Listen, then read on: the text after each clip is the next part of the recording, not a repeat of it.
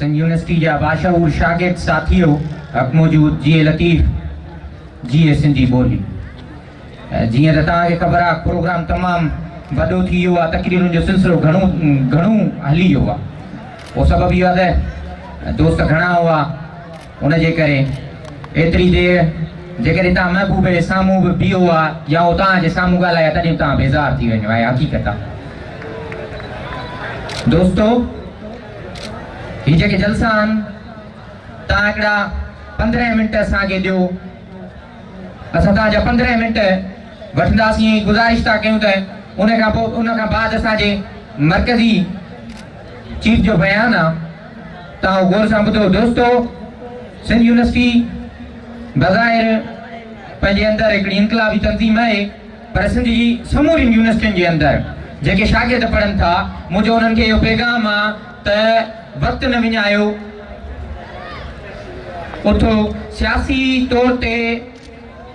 जेके सियासी तंज़ीमूं आहिनि जेके बि इनकलाबी तंज़ीमूं आहिनि क़ौमप्रस्त तंज़ीमूं आहिनि उन्हनि जो इताद थियो उन्हनि जा बाह ॿेली थियो उन्हनि सां गॾु थियो छो जो हीउ वक़्तु न आहे हीउ धार थियण जो भले तव्हां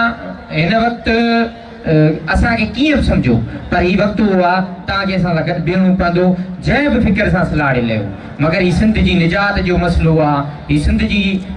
साह वारी रग जो मसइलो आहे तव्हां ई असांखे गॾु बीहणो पवंदो दोस्तो इदारनि अंदरि सियासी तौर ते शागिर्द अॻवाननि सां जेको रवैयो रखियो वञे थो उहो बि असां तव्हांजे अॻियां रखंदासीं पोइ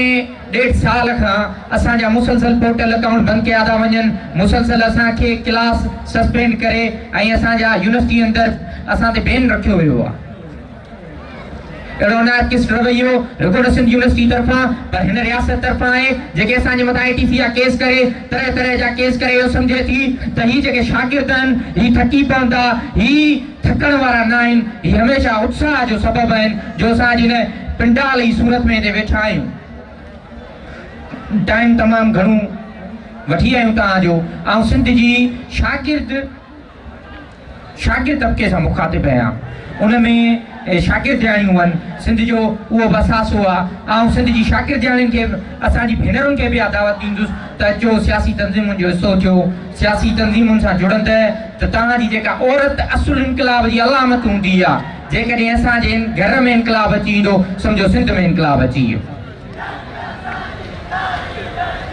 उम्मीद आहे त दोस्त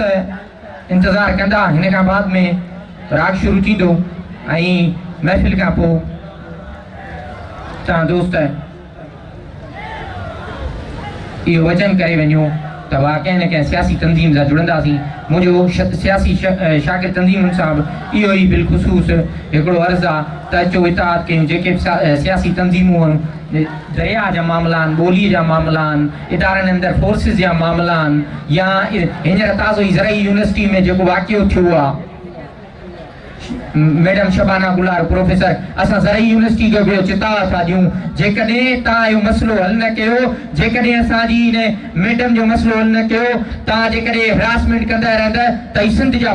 बाग़यूर शागिर्द तव्हांखे ऑफिसुनि मां कढी ॿाहिरि कुटींदा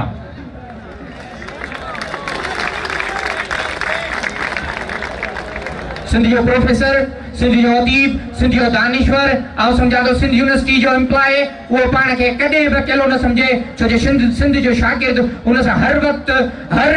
अमल में गॾु आहे जेकॾहिं उहे असांखे थ्रेड था ॾियनि या असांजे तालीमी प्रोग्राम में रंडक रोक था ॾियनि त हुननि खे बि इहो सोचणु घुरिजे त असां पंहिंजे हक़ वारे रस्ते ते आहियूं हाणे आऊं मोकिलाणी कंदुसि जी सिंह जी लतीफ़